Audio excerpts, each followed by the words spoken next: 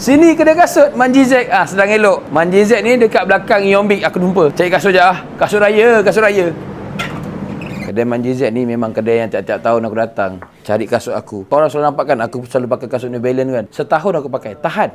Sebab apa? Cari kasut yang betul-betul tahan. Yang macam ni semua adalah desain-desain baru. Yang macam ni, ini dan ini. Ini semua daripada keseimbangan yang terbaru. Yang macam ni pun banyak juga orang minat ni. Yang asyik-asyik. Yang ini asyik, yang ini asyik, yang ini asyik, yang ini asyik. Boleh tahan. Semua cantik-cantik. Desain baru. Yang jenis pair macam ni pun ada jugalah. Boleh tahan.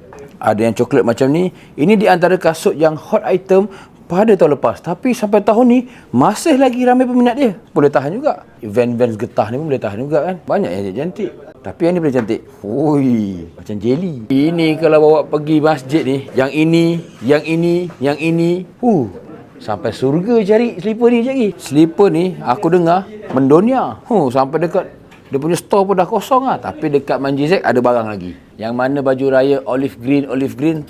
Ni slipper yang paling padan untuk baju olive green. Tapi kalau kau pakai baju warna burgundy pun, ini pun boleh juga pakai slipper ni. Tapi kau kena pakai warna hitam lah. Buat cantik. Kalau macam ni lah sup ramen dia, memang cantik lah ni kan. Macam ni. Baju beruk ni lah cantik juga. Cantik baju beruk ni punya. Dia ada yang macam ni, dia ada yang macam ni, dia ada macam ni, dia ada macam ni. Ini semua adalah bahagian-bahagian baju yang memang cantik untuk korang pakai untuk raya kedua. Raya pertama baju Melayu kan, raya kedua pakai baju beruk. Ngam. Kadang-kadang aku pelik juga macam mana orang boleh pakai kasut setebal ni kan.